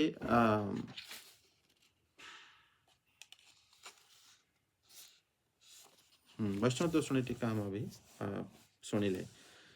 ସିଦ୍ଧ ସ୍ୱାମୀଙ୍କ କହିବା କଥା ହେଲା କି ବାସ୍ତବରେ କେବଳ ମା ଯଶୋଦା ନୁହଁ, ମୁଁ ମଧ୍ୟ ଆପଣଙ୍କୁ ଜଗତର ଭିତରେ ବାହାରେ ମଧ୍ୟ ଦର୍ଶନ କରିଥିଲି ଏ କଥା ବାସ୍ତବରେ ମାନେ ବିଶ୍ୱ ଯୋଉଟା ଥିଲା ସେଟା ମାଇକ ଥିଲା, କିନ୍ତୁ ଏବେ ଯୋଉ ଆପଣ ଜଷ୍ଟ ପୂର୍ବରୁ ମୋତେ ଦର୍ଶନ ଦେଇଥିଲେ ସେଟା ମାଇକ ରୂପ ନଥିଲା, ସେଟା ଥିଲା ଆପଣଙ୍କର ସତ୍ୟ ସଚିଦାନନ୍ଦ ଘନ ରୂପ। ଏଠି ଚକ୍ରବର୍ତ୍ତୀ ପାଦଙ୍କର ଟୀକାରେ ମାନେ ସେ କହୁଛନ୍ତି କି ଯୋଉ ଆପଣଙ୍କ ମାନେ ପେଟ ଭିତରେ ବା ଆପଣଙ୍କ ମୁହଁ ଭିତରେ ଯେତେ ଜଗତ ସବୁ ଥିଲା ମାନେ ସେ ସବୁ ମାୟା ସ୍ୱରୂପ, ଏବଂ ଆପଣଙ୍କ ରୋମ ଭିତରେ ଯୋଉ ଜଗତ ଯିବା ଆସିବା କରେ ସିଏ ମଧ୍ୟ ମାୟା ସ୍ୱରୂପ, ସେ ମଧ୍ୟ ସତ୍ୟ ନୁହଁ। ସହସ୍ର ଜଗତର ମାୟାର ଉପାଦାନ କାରଣ ଭଳି ଆତ୍ମାର ସବୁ ଗୁଡ଼ିକ ମାୟା, କିନ୍ତୁ ଆପଣଙ୍କର ସ୍ୱରୂପ ଶକ୍ତିରେ ଯୁକ୍ତ ଯୋଉ ସବୁ ଆପଣ ପ୍ରଥମେ ଦର୍ଶନ ଦେଇଥିଲେ ଏବେ ଦର୍ଶନ ଦେଲେ ସେ ସବୁ ଗୁଡ଼ିକ ଚିନ୍ମୟ, ସେ ମାୟାତୀତ ଅଟେ। ସେ କହୁଛନ୍ତି ପ୍ରଥମେ ଆପଣ ଚତୁର୍ଭୁଜ ରୂପରେ ମାନେ ଯୋଉ ଶକ୍ତି ଏବଂ ତତ୍ଵ ସେବିତ ଯୋଉମାନେ ଆପଣଙ୍କୁ ମୋର ଦର୍ଶନ ଏବେ କରିଥିଲି ଏ ପୂର୍ବରୁ, ସେ ବାସ୍ତବରେ ମାୟା ନୁହଁ, ସେ ବାସ୍ତବରେ ଆପଣଙ୍କର ଚିନ୍ମୟ ସ୍ୱରୂପ ଥିଲା। ପ୍ରଥମେ ଆପଣ ମୁଝେ ଏକୁଟିଆ ଦେଖା ପଡ଼ିଥିଲେ, ତାଫଳରେ ଆପଣ ସ୍ୱରୂପ ଶକ୍ତି ଦ୍ୱାରା ବ୍ରଜ ଶ୍ରୁତ ଜନ ବାଳକ ବାଛୁରୀ ଇତ୍ୟାଦି ଦ୍ୱାରା ମୋତେ ଦେଖା ମାନେ ଆପଣଙ୍କର ଶୃଙ୍ଗାର ବସ୍ତୁ ମାନେ ସବୁ ଜିନିଷ ମାନେ ବାଡ଼ି ସେ ଖାଇବା ପୋଟଳି ମାନେ ଆପଣଙ୍କର ମାନେ ଯୋଉ ବେତ ବଂଶୀ ଯୋଉମାନେ ସଖା ମାନେ ବ୍ୟବହାର କରୁଛନ୍ତି ସବୁ ଗୁଡ଼ିକ ଚିନ୍ମୟ ଥିଲା, କାରଣ ଆପଣ ନିଜେ ସେ ସବୁ ବସ୍ତୁ ହେଇଯାଇଥିଲେ। ଏବଂ ଯୋଗମାୟା ଦ୍ୱାରା ଏଭଳି ଆପଣ ନିଜର ସ୍ୱରୂପ ଶକ୍ତି ପ୍ରଦର୍ଶନ କରି ଚତୁର୍ଭୁଜ ରୂପରେ ଆପଣ ମୋତେ ସବୁ କିଛି ଦର୍ଶନ କରାଇ ଦେଲେ। ଚତୁର୍ଭୁଜର ଉପାସ୍ୟ ଯୋଉମାନେ ଚତୁର୍ଭୁଜ ରୂପକୁ ଶ୍ରୀ ନାରାୟଣ ରୂପକୁ ପୂଜା କରନ୍ତି ସେମାନଙ୍କୁ ମଧ୍ୟ ଶ୍ରୀ ବ୍ରହ୍ମାଙ୍କ ଠାରୁ ଆରମ୍ଭ କରି ମାନେ ସମସ୍ତେ ଯେତେବେଳେ ଆପଣଙ୍କୁ ପୂଜା କରୁଥିଲେ ସେଟା ମୁଁ ଦେଖିଲି, ସେମାନେ ସମସ୍ତେ ମଧ୍ୟ ମାୟା ମୁକ୍ତ ଥିଲେ, ସେମାନେ ସବୁ ଚିନ୍ମୟ ଥିଲେ। ତାଙ୍କ ଠାରୁ ସେମାନେ ସମସ୍ତେ ଚତୁର୍ଭୁଜ ନାରାୟଣଙ୍କୁ ଉପାସନା କରୁଥିଲେ। ପୁଣି ମୁଁ ଦେଖିଲି ଯେତେ ଚତୁର୍ଭୁଜ ସ୍ୱରୂପ ଥିଲା ସେତିକି ସଂଖ୍ୟକ ମାନେ ଆପଣ ସେତିକି ସଂଖ୍ୟକ ବ୍ରହ୍ମାଣ୍ଡ ହୋଇ ସେ ବ୍ରହ୍ମାଣ୍ଡ ମଧ୍ୟ ହେଇଗଲେ, ଏବଂ ସେ ବ୍ରହ୍ମାଣ୍ଡ ମଧ୍ୟ ସବୁ ଚିନ୍ମୟ ଥିଲା, କାରଣ ସେ ବ୍ରହ୍ମାଣ୍ଡ ନାରାୟଣ ହେଲେ ଯେ ବ୍ରହ୍ମାଣ୍ଡଙ୍କର ସ୍ୱାମୀ। ଏଭଳି ଭାବରେ ମୁଁ ଆପଣଙ୍କୁ ଦର୍ଶନ କରିଲି। ମାନେ ଯୋଗମାୟା ଦ୍ୱାରା ଆପଣଙ୍କର ଯୋଉ ଚତୁର୍ଭୁଜ ରୂପ ଏବଂ ଆପଣଙ୍କର ଯୋଉ ଶକ୍ତି ଚିନ୍ମୟ ଶକ୍ତି ଆପଣଙ୍କର ତତ୍ଵ ଏବଂ ଆପଣଙ୍କ ଦ୍ୱାରା ବ୍ରହ୍ମାଣ୍ଡ ଏବଂ ଏଭଳି ଭାବରେ ଯୋଉ ଆପଣ ମୋତେ ପ୍ରକାଶିତ କରିଥିଲେ ଅନୁରୂପ ଅଦ୍ୱୟ ଭାବରେ ପୁଣି ଆପଣ ଏବେ ଏକୁଟିଆ ଠିଆ ହେଇଛନ୍ତି, ମାନେ ଇଏ ବାସ୍ତବରେ ଯୋଗମାୟା ମୋ ଉପରେ କୃପା କରିକି ଆପଣଙ୍କୁ ଦର୍ଶନ ଦେଉଛନ୍ତି, ଇଏ ବହୁତ ବଡ଼ ମାନେ ଆପଣଙ୍କର ମୋ ପ୍ରତି କୃପା, ଏବଂ ଏଭଳି ଭାବରେ ମୁଁ ଆପଣଙ୍କୁ ଦର୍ଶନ କରିଛି। ମାନେ ଏଠି ସେ ବ୍ରହ୍ମଦେବ ଭଗବାନଙ୍କର ଇଏ ଯୋଉ ସ୍ୱରୂପକୁ ସେ ଇଏ ଅନୁଭବ କରେ କି ପ୍ରଥମେ ଭଗବାନ ମାୟା ରୂପରେ ବ୍ରହ୍ମାଣ୍ଡର ଭିତର ବାହାରେ ସବୁ ଜାଗାରେ ମାନେ ବ୍ରହ୍ମାଣ୍ଡ ଭଗବାନ ଏ ବ୍ରହ୍ମାଣ୍ଡ ମାୟା ସ୍ୱରୂପ, ଏ ବ୍ରହ୍ମାଣ୍ଡର ଅସ୍ତିତ୍ୱ ସବୁବେଳେ ନଥାଏ। ଏ ବ୍ରହ୍ମାଣ୍ଡରେ ଆମେ ଯୋଉଟା କହନ୍ତି କି ଦୁଃଖ ସୁଖ ସେ ବାସ୍ତବ ଗୋଟେ ମାୟା, ସେ ବାସ୍ତବରେ ତାର କୌଣସି ସ୍ଥିତି ନଥାଏ। କିନ୍ତୁ ଶ୍ରୀ ଭଗବାନ ଇଏ ସ୍ୱରୂପରେ ଯୋଉ ବ୍ରହ୍ମାଣ୍ଡର ଯୋଉ ରୂପରେ ଆମେମାନେ ତାଙ୍କୁ ପୂଜା କରୁଛନ୍ତି, ଦେବତାମାନେ ତାଙ୍କୁ ପୂଜା କରୁଛନ୍ତି, ଭଗବାନ ସତ୍ୟ, କିନ୍ତୁ ଏ ବ୍ରହ୍ମାଣ୍ଡ ଯୋଉଟା ଆମର ଶରୀର ଭଳି ଏସବୁର କୌଣସି ସ୍ଥିତି ନଥାଏ। ଆଉ ସେଥିପାଇଁ ଆପଣ ଦେଖିବେ ନାସ୍ତିକ ଲୋକମାନେ ଯେମିତି ଡିବେଟ୍ କରୁଛନ୍ତି ଡଜ୍ ଗଡ୍ ଏକ୍ଜିଷ୍ଟ, କ'ଣ ଭଗବାନ ଦୁନିଆରେ ଅଛନ୍ତି? ମାନେ ସେ ନାସ୍ତିକ ବହୁତ ମତ ରଖନ୍ତି କି ଭଗବାନ ନାହାନ୍ତି, ଏବଂ ଆସ୍ତିକ ମାନେ ମଧ୍ୟ କହନ୍ତି ଭଗବାନ ଅଛନ୍ତି, କାରଣ କଣ୍ଟିନଜେଣ୍ଟ ଯୋଉଟା କଣ୍ଟିନଜେନ୍ସି ହେଲା ଯୋଉଟା ମାନେ ଯାହାର ଅସ୍ତିତ୍ୱ ଏ ଜଗତର ଯାହାର ଅସ୍ତିତ୍ୱ ପାଇଁ ସେ ଅନ୍ୟ ଉପରେ ନିର୍ଭରଶୀଳ ତା କଣ୍ଟିନଜେଣ୍ଟ କୁହାଯାଏ। ସେ କୁହନ୍ତି ଯଦି ମାନେ ବ୍ରହ୍ମ ଯଦି ନଥାନ୍ତା ତାହେଲେ ଏ ଜଗତ ମାନେ ବ୍ରହ୍ମ ହେଲେ ସ୍ୱତନ୍ତ୍ର, ଏ ଜଗତ ତାଙ୍କ ଉପରେ ନିର୍ଭର। ଏଇଭଳି ଲୋକ ମଧ୍ୟ ନାସ୍ତିକ ଆସ୍ତିକ ଏଇଭଳି ଭାବରେ ଚର୍ଚ୍ଚା କରନ୍ତି, କିନ୍ତୁ ସିଏ ଭୁଲି ଯାଆନ୍ତି ବାସ୍ତବରେ ସିଏ ଯୋଉ ବ୍ରହ୍ମାଣ୍ଡକୁ ନେଇକି ଏ ତର୍କ ସବୁ କରନ୍ତି ସେ ବ୍ରହ୍ମାଣ୍ଡରେ ଭଗବାନଙ୍କର ମାୟା ସ୍ୱରୂପ ଅଟେ। ଆଉ ଶ୍ରୀ ଭଗବାନଙ୍କର ଯୋଉ ସ୍ୱରୂପ ଭଗବାନଙ୍କର ସ୍ୱରୂପ ଯେମିତି ବ୍ରହ୍ମାଜୀ ଅନୁଭବ କଲେ, ଇଏ ତ କେବଳ ଭକ୍ତି ମାଧ୍ୟମରେ ହିଁ ଅନୁଭବ ଭଗବାନ ହେଇପାରନ୍ତି। ତାଙ୍କୁ ଅନ୍ୟ ମାଧ୍ୟମରେ ଯେମିତି ବୈଜ୍ଞାନିକ ମାଧ୍ୟମରେ ହଉ ବା ତର୍କ ମାଧ୍ୟମରେ ଯୋଉମାନେ ସବୁ ଫିଲୋସଫି ପଢ଼ନ୍ତି ସେ ତର୍କ ମାଧ୍ୟମରେ ଭଗବାନଙ୍କୁ ପ୍ରମାଣ କରିବାକୁ ଚେଷ୍ଟା କରନ୍ତି କି ମାନେ ଇଏ ଜିନିଷଟା ଯଦି ମାନେ କୌଣସି ଗୋଟେ ଘର ତା ବିନା ମାନେ ତିଆରି କରିକି ତାକୁ ଆପେ ଆପେ ସେ ଘର ତିଆରି ହୁଏ ନାହିଁ, କେହି ନା କେହି ତିଆରି କରିଦିଏ। ଗୋଟେ ପାର୍କ ତାକୁ ମଧ୍ୟ କେହି ନା କେହି କରିଦିଏ। ସେଇଭଳି ଏ ବ୍ରହ୍ମାଣ୍ଡରେ ଯୋଉ ଏତେ ବ୍ୟବସ୍ଥା ହେଇଛି କେହି ନା କେହି କରିଥିବେ। ଏସବୁ ହେଲା ତର୍କଶାସ୍ତ୍ର। ତା ମାନେ ଯିଏ କରିଛନ୍ତି ସିଏ ହେଲେ ଭଗବାନ। ମାନେ ଆମେ ଯଦି ଆମର ପିତାମାତାଙ୍କ ଠାରୁ ଆସିଲେ, ଆମର ପିତାମାତା ତାଙ୍କର ପିତାମାତାଙ୍କ ଠାରୁ ଆସିଲେ, ଏଭଳି ଭାବେ ଯଦି ଆମେ ପଛକୁ ପଛକୁ ଯିବା, ତାହେଲେ ମଧ୍ୟ ଆମେ ଗୋଟିଏ ଜାଗାରେ ପହଞ୍ଚିଯିବା। ସେ କହୁଛନ୍ତି ଏଭଳି ଅନନ୍ତ ପର୍ଯ୍ୟନ୍ତ ଆମେ ଯାଇପାରିବା ନାହିଁ। ଇନଫାନାଇଟ୍ ରିଗ୍ରେସନ୍ ହେଇପାରିବ ନାହିଁ। ଇନଫାନାଇଟ୍ ରିଗ୍ରେସ୍ ମାନେ ଏଟା ହେଲା ଗୋଟେ ପ୍ରକାର ଲଜିକାଲ ଫାଲାସି। ମାନେ ଏଟା ତର୍କଶାସ୍ତ୍ରରେ ଏକୁ ଗ୍ରହଣ କରେ ନାହିଁ। କି ଯଦି ଆମେ ଏଭଳି ଅନନ୍ତ ଅନନ୍ତ ପଛକୁ ଯିବା, ତାହେଲେ ଆମେ ସୃଷ୍ଟି କେବେ କୋଉ ଦିନ ହବା? ତେଣୁ ସିଏ କହୁଛନ୍ତି ଇଏ ଯାଇକି କୌଣସି ଏକ ଜାଗାରେ ମାନେ ବନ୍ଦ ହେଇଯାଏ। ଯୋଉ ଜାଗାରେ ଯାହାଙ୍କ ପାଖରେ ଇଏ ବନ୍ଦ ହେଇଯାଏ ସିଏ ହେଲେ ଭଗବାନ। ମାନେ ତର୍କଶାସ୍ତ୍ର ବିଭିନ୍ନ ପ୍ରକାର ତର୍କ ମାଧ୍ୟମରେ ସେ ଭଗବାନଙ୍କୁ ବୁଝିବା ପାଇଁ ଚେଷ୍ଟା ମାତ୍ର କରନ୍ତି। ସେମାନେ ଜାଣିପାରନ୍ତି ନାହିଁ କି ଇଏ ଯୋଉ ସୃଷ୍ଟି ହେଲା ବା ଆମେ ମାନେ କିଭଳି ଭାବରେ ସେ କହୁଛନ୍ତି ଆମେ ଇନଫାନାଇଟ୍ ରିଗ୍ରେସ୍ ଆମେ ଯାଇପାରିବା ନାହିଁ, କିନ୍ତୁ ଏଟା ସମ୍ଭବ। ଆମେ ଦେଖନ୍ତୁ ଶ୍ରୀ ବ୍ରହ୍ମାଙ୍କ ଠାରୁ ଆମର ଗୁରୁ ପରମ୍ପରା ପୁରା ଏପର୍ଯ୍ୟନ୍ତ ଅଛି। ସେତେବେଳେ ଯଦି ସୃଷ୍ଟି ନଥାନ୍ତା ତାହେଲେ ଆମର ଗୁରୁ ପରମ୍ପରାର ଗୁରୁମାନେ ସେତେବେଳେ ସେମାନେ କେମିତି ସେମାନେ ସେ ଜାଗାରେ ରହୁଥିଲେ? ଯଦି ରହୁନଥାନ୍ତି ତାଙ୍କ ନାଁ ତ ଆମେ ତ ଲେଖି ନାହାନ୍ତି। ସେମାନେ ଗୁରୁ ପରମ୍ପରା ଶାସ୍ତ୍ରରେ ବର୍ଣ୍ଣନା ଅଛି। କିଏଙ୍କ ଠାରୁ? ଶ୍ରୀ ବ୍ରହ୍ମାଜୀଙ୍କ ଠାରୁ ଶ୍ରୀ ନାରଦଙ୍କ ଠାରୁ ଶ୍ରୀ ବ୍ୟାସ, ମାନେ ଗୁରୁଙ୍କ ରୂପରେ ଏଭଳି ଭାବରେ ପରମ୍ପରା ଆମର ଏ ପର୍ଯ୍ୟନ୍ତ ଅଛି। ତା ଲୋକମାନେ କିନ୍ତୁ ସେ ଭଗବାନଙ୍କର ଏ ସ୍ୱରୂପକୁ ମାନେ ମାୟା ସ୍ୱରୂପ, ଚିନ୍ମୟ ସ୍ୱରୂପ ଦୁଇଟି ଯାକ କେବଳ ଭଗବାନଙ୍କ କୃପା, ଯେମିତି ଏଠି ବ୍ରହ୍ମାଜୀ କହିଲେ କି ଆପଣଙ୍କ କୃପା ଯୋଗୁଁ ହିଁ ମୁଁ ଆପଣଙ୍କୁ ଏ ସଚ୍ଚିଦାନନ୍ଦ ସ୍ୱରୂପରେ ଦେଖିପାରିଲି। କାରଣ ଯୋଗମାୟା କୃପା କଲା, ମୁଁ ଆପଣଙ୍କୁ ଦେଖିପାରିଲି। ଯଦି ଯୋଗମାୟା ମୋ ଉପରେ କୃପା କରିନଥାନ୍ତେ ତାହେଲେ ମୁଁ ଆପଣଙ୍କୁ ମଧ୍ୟ ଦେଖିପାରିନଥାନ୍ତି। ଆପଣ ସର୍ବତ୍ର ବିଦ୍ୟମାନ ହେଲେ ମଧ୍ୟ ମୁଁ ଦେଖିପାରିନଥାନ୍ତି। ଏଇଟା ହେଲା ଶ୍ରୀ ବ୍ରହ୍ମାଜୀଙ୍କର ସ୍ତୁତିରେ ଇଏ ଶ୍ଲୋକ 18ରେ ସେ କହୁଛନ୍ତି। ଏବେ ଶ୍ଲୋକ 19 ଦେଖିବା। ଅଜାନତାଂ ତତପାବି ମନାତ୍ମନ୍ୟାତ୍ମା ମନା ଭାସେ ବିତତ୍ୟ ମାୟାಂ ସୃଷ୍ଟା ବିବାହଂ ଜଗतो ବିଧାନ ଇବ ତ୍ୱମେଷ ଅନ୍ତ ଇବ ତ୍ରିନେତ୍ରଃ। ଅନୁବାଦ।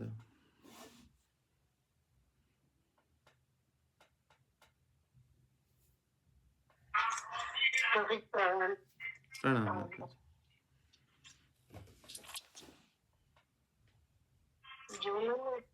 ଯେଉଁମାନେ ଅଜ୍ଞାନତା ଆପଣଙ୍କ ସ୍ୱରୂପକୁ ଜାଣିପାରନ୍ତି ନାହିଁ, ସେମାନଙ୍କୁ ଆପଣ ପ୍ରକୃତିର ଅଧୀନରେ ଥିବା ଜୀବନକୁ ପ୍ରତୀତ ହୁଅନ୍ତି।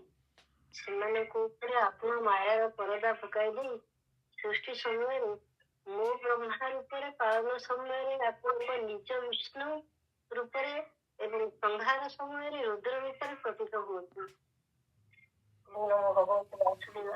ନମୋ ଭଗବତେ ବାସୁଦେବାୟ। ଧନ୍ୟବାଦ ମାତାଜୀ। ମାନେ ଏଠି କହୁଛନ୍ତି କି ତ୍ୱତ୍ ପଦବୀମ୍, ଆପଣଙ୍କର ସ୍ଥିତିକୁ ଅଜାନତାମ୍, ଯେ ଜାଣେ ନାହିଁ, ଅଜ୍ଞାନ ଯେ, ମାୟାମ୍ ବିତତ୍ୟ, ମାୟା ଦ୍ୱାରା ସେ ମୋହିତ ହୋଇଯାଏ ବା ମାୟା ତାଙ୍କ ଉପରେ ପର୍ଦା ପକାଇ ଦିଏ। ଅନାତ୍ମନି ଆତ୍ମନା, ମାନେ ତ୍ରିଗୁଣ ସ୍ୱରୂପ କୋହି ଜୀବର ଆତ୍ମା ସ୍ୱରୂପରେ ଭାସି ଜଗତ ପ୍ରତୀତ ହେଇଥାଏ। ଜଗତ ସୃଷ୍ଟ ଇବ ଅହମ୍, ଯେମିତି ମୁଁ ସୃଷ୍ଟି କରୁଛି। ବିଧାନେ ଇବ ତ୍ୱମ୍, ଆପଣ ଯେମିତି ପାଳନ କରୁଛନ୍ତି। ଏସହ ଅନ୍ତେ ତ୍ରିନେତ୍ରଃ, ମାନେ ଶ୍ରୀ ଶଙ୍କର ତ୍ରିନେତ୍ର ହେଲେ ଭଗବାନ ରୁଦ୍ର, ତାଙ୍କ ସେମାନେ ସିଏ ସଂହାର କରୁଛନ୍ତି। ଇବ, ଏଇଭଳି ଦେଖାଯାଏ। ମାନେ ବ୍ରହ୍ମାଜୀ କହୁଛନ୍ତି ଏଭଳି ଦେଖାଯାଉଛି ଯେ ମାୟାରେ ପଡ଼ିଥାଏ। ସେ ଭାବନ୍ତି ଇଏ ସୃଷ୍ଟି କଲେ, ଇଏ ପ୍ରଳୟ କଲେ ଏବଂ ଇଏ ପାଳନ କଲେ, କିନ୍ତୁ ବାସ୍ତବରେ ଜଗତ ୟାଠୁ ବି ଭିନ୍ନ ଅଟେ। ଯେଉଁ ଜଗତକୁ ମାନେ ସେ ଦୁର୍ବାସ ମୁନି ଆମେ ଶୁଣିଲେ ଏତେ ଜଗତ ବୁଲିକି ପଳେଇ ଆସିଲେ, କେତେ କେତେ ବ୍ରହ୍ମାଣ୍ଡ ବୁଲିକି, ସେ ସମୟଟା ଗଲା କୁଆଡ଼େ? ସେ ସମୟ ଭଗବାନ ଯେତେବେଳେ ଦେଖିଲେ, ଭଗବାନ ଯେଉଁ ଗଡ଼ି ଗଡ଼ି ଖେଳୁଥିଲେ, ସେତିକି ସମୟ ଭିତରେ ସେ କୋଟି କୋଟି ଯୁଗ ବିତେଇକି ପଳେଇ ଆସିଲେ। ମାନେ ଭଗବାନଙ୍କର ଅଧୀନରେ ସମୟ, ସେ କଥା ତାଙ୍କୁ ମଧ୍ୟ ବୁଝା ପଡ଼ିଗଲା। समय जो काल शक्ति भगवान पर जाइपारे नाही। को जगार समय को बढ़ाई देवे, को जगार कम करदेवे, तांको इच्छा अनुसार सेटा चले। समय को मध्य जना पड़े नाही। समय भावे कि मु सब भाव सब जगार समान भाव चलुची, किंतु श्रीकृष्ण को इच्छा ही समय चली था, भगवान की इच्छा ही समय गतिमान करिता से जानी पारती ना। रासलीला करा समय रे भगवान यही जगत रे मध्य ब्रह्माजी गोटे दिन गोटे कल्प को से रासलीला परिणत कर देथिले। 4000 जुग से रात्रि भितरे कहा को जाना पड़ेला नहीं। ब्रह्मदेव जानी पारले कि एते समय केमिति भीतर अटिक गला पूरा जगत। समस्त जग निद्रा रे शयन करिगले। देवता माने रासलीला देखुछंती, सब माने सारी गोपी माने रासलीला करूछंती। जगतर अन्य माने सेतेबेले अन्य घर द्वार जो लोक माने सो रहुथले से माने समस्ते सोईथिले। एते दिन समस्त आयुष्य केते बढ़ी गला। माने एभली भाबरे श्री भगवानंकर माने अधीन रे पूरा जगत एक कथा माने श्री ब्रह्माजी कहिला परे से कहउछंती कि माने जो लोक माने आपणकर स्वरूप को जानी न थांती से माने कम केमिति बुझंती ना प्रकृति रूप रे आपन को बुझिया को चेष्टा करंती। बहुत लोक माने नास्तिक आस्तिक आपन जदि देखिबे से माने मध्य भगवानकर माया द्वारा मोहित हो जाइछंती। माने से जानी पारंती नाही कि भगवानकर माया किभली कार्य करूची। माने एठी से कहउचंती श्री ब्रह्मदेव कि वास्तव में प्रकृति रे स्थित आपण को ही से माने प्रकृति द्वारा ही आपण को से भावंती आपण जने प्रकृति माने आपण माया विस्तार करे ए जगत मु सृष्टि करूची श्री ब्रह्माजी आपण पालन करूचंती एवं श्री रुद्र संहार करूचंती। एभली रूप रे माने लोक भी आपण को बुझिया को चेष्टा करंती। वास्तव रे सत्य कौन सेटा याठर मध्य भिन्न अटे। श्री ब्रह्माजी को कहवा कथा जमिति नास्तिक लोक कहते जदि भगवान अच्छंती एते जो लोक संसार रे लोक कष्ट पाउछंती, को जगार माने लोक मान को ऊपर बम पड़ जाउची, को जगार माने लोक मान को माने अत्याचार होची, सेतबेले भगवान कण गले तांकर कहवा कथा कि जदि माने जे कहउछंती भगवान नहांती। कारण जदि भगवान थांते ताले भगवान जदि एते दयालु, भगवान जदि एते माने सृष्ट सदस्य एते चिन्मय, से जो सर्वशक्तिमान एवं सर्वज्ञानवान से किभली भाव रे ए सब जानी पारु नाहंती। वास्तव में भगवान के विषय रे आमे माने एबे भी जो जानी चंती आहुरे आगो को जेतले आमे जानिबा जरासंधंकर कबल जो राजा थिले से माने भगवान गोटे चिट्ठी लिखिथिले। सेतले मध्य से लिखिथिले आपण थाउ थाउ आम मान केते कष्ट किभली अनुभव हैला बा आमे माने काहे की बंदी भूत हेलु। सेते बेले ही आपण जानी परिवे कि भगवान वास्तव रे कोन आमर कष्ट को देखि पारंती। जदि देखंती कोन जानी सुनी हमको सहायता करंती नाही। जदि जानी सुनी की सहायता न करंती ताहले भगवान भक्तवत्सल माने भगवान भक्तवत्सल तो अलग ना हे गला, भगवान जनार्दन अटंती। लोकंकर दुख को जे देखि पारे नाही तो जनार्दन कहा जाए। कोन वास्तव रे भगवान आमर दुख को देखि पारंती। जदि देखि पारंती ताहले आमर दुख को से दूर काहे करनांती। तेणु ए जगार वास्तव में भगवत ब्रह्म ज्ञानर एभली प्रश्न ऋषि माने केबे उठाते भगवान के ऊपर।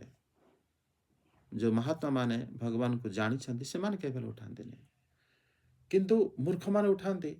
से जदि गुरु परंपरा भुक्त से माने एटा को सुनी थे से जानी पारिबे कि वास्तव में भगवान आमर जो दुख ये दुख को भगवान देखि पारंती नहीं। कारण एटा हला माया जनित दुख। जेमिति जन कवि एथिरे भगवान पुणी सर्वशक्ति माने केमिति हेले, से जदि आमर दुख देखि पारु नाहंती ताले सर्वशक्ति माने केमिति हेले। सेतेबेले महात्मा माने उदाहरण दियंती जेमिति सूर्य केबेले अंधकार को देखि पारे नाही। यदि सूर्य आसिकी कहबो को जगह अंधकार अछि मते देखाओ, से जगह अंधार देखिबो देखा पड़िबो नाही। एथिरे एटा सूर्यंकर गोटे गुण से अंधार देखि पारंती नाही। आमे कहबा नै कि सूर्य केमिति सब देखि पारुचंती अंधार काहे देखि पारु नाहंती। सेही भली भाबरे भगवान केबेले माया को देखि पारंती नाही। आमर दुख माया जनित ही थिबारु भगवान को देखा पड़े नाही। କିନ୍ତୁ ଯେଉଁମାନେ ଭଗବାନଙ୍କ ସହିତ ଭକ୍ତି ଭଗବାନଙ୍କ ସହିତ ଯୋଡ଼ି ଯାଆନ୍ତି କୌଣସି ଉପାୟରେ ହଉ, ସପ୍ତମ ସ୍କନ୍ଧରେ ସେଇଥିପାଇଁ ସେତେବେଳେ ଆମେ ଏ ବିଷୟରେ ଚର୍ଚ୍ଚା କରିପାରିନଥିଲେ। ସେତେବେଳେ ମାନେ ଯେତେବେଳେ ଶ୍ରୀ ଯୁଧିଷ୍ଠିର ମହାରାଜ ପ୍ରଶ୍ନ କଲେ କି ଇଏ ଭଗବାନଙ୍କୁ ଜନ୍ମରୁ ଅପଶବ୍ଦ ଦ୍ୱାରା ଗାଳି ଗୁଲଜ କରୁଥିଲେ, ତା ସତ୍ତ୍ୱେ ବି ଏମାନେ ବ୍ରହ୍ମ ସାଜୁଜ୍ୟ ମୁକ୍ତ କେମିତି ହେଲେ? ଶ୍ରୀ ନାରଦ କହିଲେ ଭଗବାନଙ୍କ ସହିତ ଯୋଡ଼ି ହେଲେ ସବୁବେଳେ ମଙ୍ଗଳ ହିଁ ହେଇଥାଏ। ଭଗବାନଙ୍କ ସହିତ ଜଣେ ଗାଳି ଗୁଲଜ କରି ହଉ, ଶତ୍ରୁ ରୂପରେ ହଉ, ମିତ୍ର ରୂପରେ ହଉ ଯୋଡ଼ି ହେଲେ ଭଗବାନଙ୍କୁ ଜଣାପଡ଼େନି କିଏ ଗାଳି ଦେଉଛି କିଏ ତାଙ୍କୁ ସ୍ତୁତି କରୁଛି, ତାଙ୍କ ପାଇଁ କୌଣସି ମାନେ ଜଣାପଡ଼େନି। ତାଙ୍କ ସହିତ ଯୋଡ଼ି ହେଲେ ତୁମର ସବୁ ଦୁଃଖର ନାଶ ହେଇଯିବ। ଲୋକମାନେ କିନ୍ତୁ ତାଙ୍କ ସହିତ ବିନା ଯୋଡ଼ି ହେଇ ସେ କହୁଛନ୍ତି ଆମେ ଆଜି ବଡ଼ ଅସୁବିଧା, ଆମକୁ ଭଗବାନ ଆସି ସବୁ ଠିକ୍ କରିଦିଅନ୍ତୁ। କାଲି କହିବେ ଆମର ଆଜି ଆମେ ବୁଢ଼ା ହେଉଛୁ, ଆମକୁ ଭଗବାନ ବୁଢ଼ା ନ ହବ ଦିଅନ୍ତୁ। ତାପର ଦିନ କହିବେ ଆମେ ମରିବାକୁ ଯାଉଛୁ, ଭଗବାନ ଆମକୁ ମରିବାକୁ ଦିଅନ୍ତୁ ନାହିଁ। ମାନେ ଏ ଜଗତ ବୈକୁଣ୍ଠ ଜଗତ ନୁହଁ, ଏ ଜଗତ ପ୍ରପଞ୍ଚିକ ଜଗତ।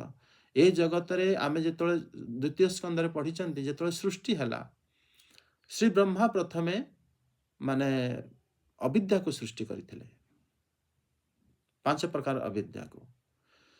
ଯେତେବେଳେ ଯେଉଁ ମହାମୋହ ମୋହ ଏଇଭଳି 5 ପ୍ରକାରର ଯେଉଁ ଅବିଦ୍ୟା ଅଛି, ଦ୍ୱିତୀୟ ସ୍କନ୍ଧରେ ଆପଣମାନେ ରେକର୍ଡ଼ିଂ ଥିବ ଶୁଣିଦେବେ। ସେତେବେଳେ ଯେତେବେଳେ ବ୍ରହ୍ମାଜୀ ମାନେ ସୃଷ୍ଟି କରିଥିଲେ ଅବିଦ୍ୟା ସୃଷ୍ଟି କଲେ ମଣିଷଙ୍କ ସୃଷ୍ଟି ପୂର୍ବରୁ। ଯେତେବେଳେ ବ୍ରହ୍ମାଜୀ ସୃଷ୍ଟି କଲେ ଅବିଦ୍ୟାରେ ପ୍ରଥମେ ସୃଷ୍ଟି ହେଲେ ବୃକ୍ଷଲତା।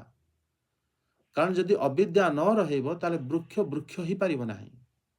ବୃକ୍ଷକୁ ଡାଳକୁ କିଏ ଭାଙ୍ଗିଦେବ, ସେ ଯଦି ଅବିଦ୍ୟାରେ ନଥିବ, ସେ ଯଦି ଆମ ଭଳିଆ ଚେତନ ହେଇଥିବ,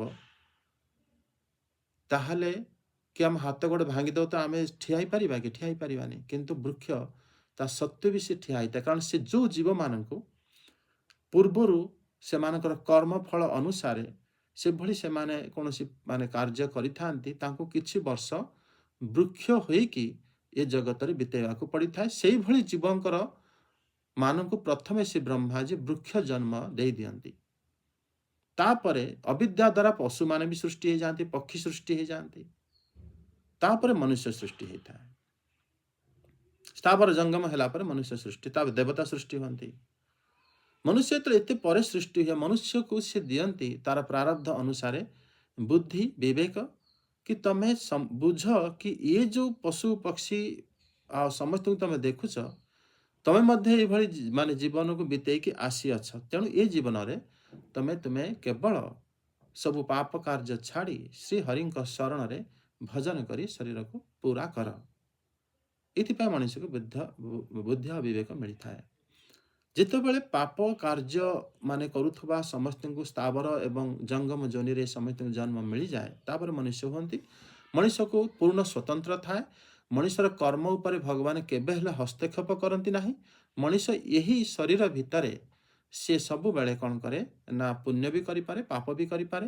ଶେଷ ପର୍ଯ୍ୟନ୍ତ ଯେମିତି ଭଗବାନ ଯେତେବେଳେ ଶ୍ରୀକୃଷ୍ଣଙ୍କ ରୂପରେ ଅବତାର ହେଲେ, ସିଏ ଯାଇକି ମହାଭାରତ ଯୁଦ୍ଧ ନ ହେବା ପାଇଁ ସେ ଯାଇଥିଲେ, ତାଙ୍କୁ ମାନେ ମନା କରିବା ପାଇଁ। କିନ୍ତୁ କର୍ମ ଉପରେ ଶ୍ରୀ ଭଗବାନ କେବେ ହସ୍ତକ୍ଷେପ କରିଲେ ନାହିଁ। ଭଗବାନ ଯେତେବେଳେ ଶ୍ରୀ ରଘୁନାଥଙ୍କ ରୂପରେ ଅବତୀର୍ଣ୍ଣ ହେଇଥିଲେ, ସେତେବେଳେ ମଧ୍ୟ ଶ୍ରୀ ରାବଣକୁ ସେ 2 ଥର ଦୂତ ପଠାଇଥିଲେ କି ଯୁଦ୍ଧ ନ କର। ମାନେ ଭଗବାନ ସବୁବେଳେ ଏଇଭଳି ଭାବରେ ସେ ମୌକା ଦିଅନ୍ତି କି ତୁମେ କେବେ ହେଲେ ବିନାଶକୁ ନିମନ୍ତ୍ରଣ ନ କର। କିନ୍ତୁ ଜୀବ ସ୍ୱତନ୍ତ୍ର ହେଇଥିବାର ଯେଉଁମାନେ ସବୁ ନାସ୍ତିକ, ସେମାନେ କହନ୍ତି କି ଭଗବାନ ଆମକୁ ଏସବୁ ଅସୁବିଧାରୁ ଦୂର କରିଦିଅନ୍ତୁ, ଆମେ କିନ୍ତୁ ଏଇଠି ରହିବା ପାଇଁ ଚାହୁଁଛୁ। ଯିଏ ଯେଉଁ ପ୍ରକାର କର୍ମ କରିଥାଏ ସେ ପ୍ରକାରର ଫଳ ତାରତମ୍ୟ ଦେଖାଯାଏ। ଜଗତରେ ଯେତେବେଳେ ଭଗବାନ ସ୍ୱୟଂ ଅବତାର ବି ହୁଅନ୍ତି, ସେତେବେଳେ ମଧ୍ୟ କଂସ ଶିଶୁମାନଙ୍କୁ ବଦ୍ଧ କରୁଥିଲା, ସେତେବେଳେ ମଧ୍ୟ ଋଷିମାନଙ୍କୁ ଅସୁବିଧା କରାଯାଇଥିଲା, ସେତେବେଳେ ମଧ୍ୟ ମାତାମାନଙ୍କୁ ମାନେ ପ୍ରତାଡ଼ିତ କରାଯାଇଥିଲା। ସେତେବେଳେ ସବୁ ପ୍ରକାରର ସବୁବେଳେ ଥାଏ କର୍ମ ବିଧାନର ନିୟମ ହିସାବରେ। କିନ୍ତୁ ତା ଦ୍ୱାରା ମାନେ ଭଗବାନଙ୍କୁ ଭକ୍ତ ନ କରିବେ ଏଭଳି କେବେ ହେଲେ ଦେଖାଯାଏ ନାହିଁ। କାରଣ ସବୁ ସମୟରେ ଆମର ଗୁରୁମାନେ ସମସ୍ତେ ଉପସ୍ଥିତ ରହନ୍ତି ଏବଂ ସେମାନେ ଭଗବାନଙ୍କର ଭକ୍ତିକୁ ସବୁବେଳେ ଆଖପାଖ ଲୋକଙ୍କୁ ପ୍ରଚାରିତ କରି ଏ ଜଗତରେ, ନହେଲେ ଏ ଶାସ୍ତ୍ର ଆଜି ପର୍ଯ୍ୟନ୍ତ ଆମ ପାଖରେ ନଥାନ୍ତା। ये केवल गुरु मानकर कृपा ता द्वारा ही तांकु चाहुथबा लोक मान सब बेले रहंती एवं श्री भगवान एई जो ता निजे ही ए प्रकार तांकर विज्ञान को निजे ही परंपरा माध्यम रे प्रचार करिथांती। एठी श्री ब्रह्मा जी ए श्लोक रे कहउचंती कि हे प्रभु माने वास्तव रे जी आपन को जानि न था से भाबे कि ए जगह रे सृष्टि हला जो नास्तिक माने जेमिति कहंती एटा सृष्टि हला एवं ए दिने नष्ट हो जीव किछि दिन ये रहिबो एभली भाବରେ भी लोक आपन को बुझंती माने वास्तव रे एठी श्रीधर संपाद कहउचंती कि जो माने आपन को ए विषय रे जानंती नाही से माने भाबंती कि माने श्री ब्रह्मा श्री विष्णु श्री महेश्वर आदि ही सृष्टिकर कारण अटंती एवं एथि पई सृष्टि चाली थाए। वैष्णव दर्शन रे कहा जायछि कि भगवानकर गुणावतार एवं लीलावतार देखि अवतार मध्य रे भी गुणावतार हेले श्री ब्रह्मा श्री विष्णु श्री शंकर लीला अवतार हेले श्री राम श्री श्री कृष्ण इत्यादि लीला अवतार एभली भाव से कहते जो मूल गुणावतार लीला अवतार मध्य आपण मूल अटंती आपणकर यही जगत नाना रूप रे प्रतीत होता है जो जगत रे आमे रहूचु एवं ये अन्वय ही अटे अन्वय मतलब आपण द्वारा ही आपण सारा संपर्कित होई ए जगत एभली देखा जाए आपण अन्वय होई मध्य आपण तार कर्ता एवं क्रिया ए रूप रे संबंध जोड़ीबार विद्वान माने देखा जाए कि वास्तव रे ए जगत वास्तव रे जो सृष्टि हुए जो कार्य हुए विधाता रूप रे माने ब्रह्मा जी को रूप रे सृष्टि करंती पालन रूप रे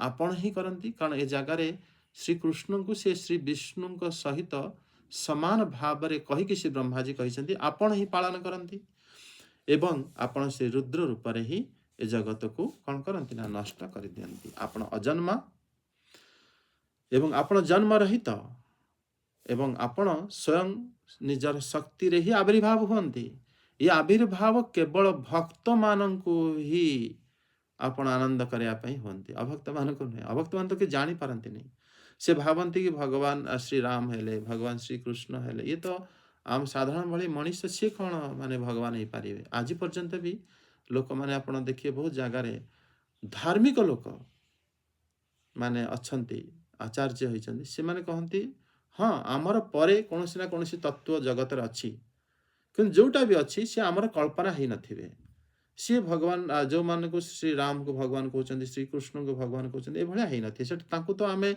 आम भली से तो जनकर पुत्र होइथिले एवं सी माने विवाह करिथिले ए जगत रे शासन करिथिले हाँ शक्तिशाली थिले एही भली भाव रे से तांको माने से ब्रह्मा जी कर स्तुति को जदि से सुनिबे से भी जानि पारिबे वास्तव रे भगवान केस माने से कहउछंती कि माया कार्य आपणकर आपण करिथांती किंतु माया कार्य रे आपण अनासक्ति देखाई थांती तेणु असतांग दुर्म निर्ग्रहाय ये जो श्लोक रे श्री ब्रह्मा जी कहउछंती 19 करे कि एभली भाव रे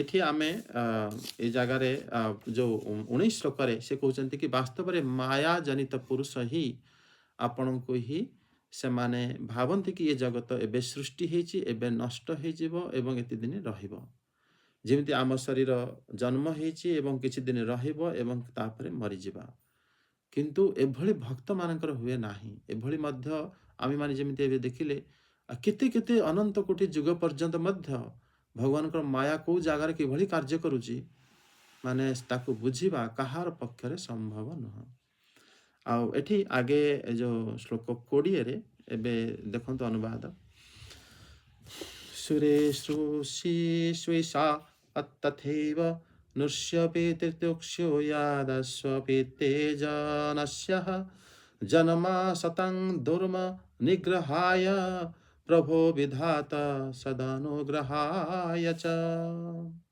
अनुवाद जय जगन्नाथ हरिओम प्रभु जी ओम नमो भगवते वासुदेवाय। हे प्रभु आपण हेउछंती सकल जगतर स्वामी और विधाता अजन्मा होई मध्य आपण देवता ऋषि मनुष्य पशु पक्षी और जलचर आदि जोनि रे अवतार ग्रहण करंती ଦୁଷ୍ଟ ମାନଙ୍କର ଗର୍ବ ଚୂର୍ଣ୍ଣ କରିବାକୁ ଓ ସତ୍ପୁରୁଷ ମାନଙ୍କୁ ଅନୁଗ୍ରହ କରିବାକୁ। ହରିଓମ ପ୍ରଭୁ, ଜୟ ଜଗନ୍ନାଥ। ଜୟ ଜଗନ୍ନାଥ। ଧନ୍ୟବାଦ ମାତାଜୀ। ଏଠି ସେ କହୁଛନ୍ତି କି ବାସ୍ତବରେ ଆପଣ ମାନେ ଦୁଷ୍ଟ ମାନଙ୍କୁ हे प्रभु अजनस्य अजन्मा होई मध्य सुरेषु देवता ऋषिषु ऋषि ईश्वर तथा तिर्यसु पशुपक्षी यादस्व अपि जलचर आदि जोनि में जोनिरे मध्य तथैव नृषु अपि मनुष्यर मध्य जन्म असताम जन्म होई अवतार नहीं असताम दुर्मद निग्रहाय दुष्ट पुरुष को आपण कौन करती ना तांको निग्रह करती सत अनुग्रहाय च एवं सत्य जन को आपण कृपा करती विधाता हे विधाता माने जो विनाशाय च दुष्कृताम धर्म संस्थापना था माने साधु को भगवान कौन करती न परित्राण साधु न विनाशाय च दुष्कृताम सेटा को श्री ब्रह्मदेव ए श्लोक रे कहिसंती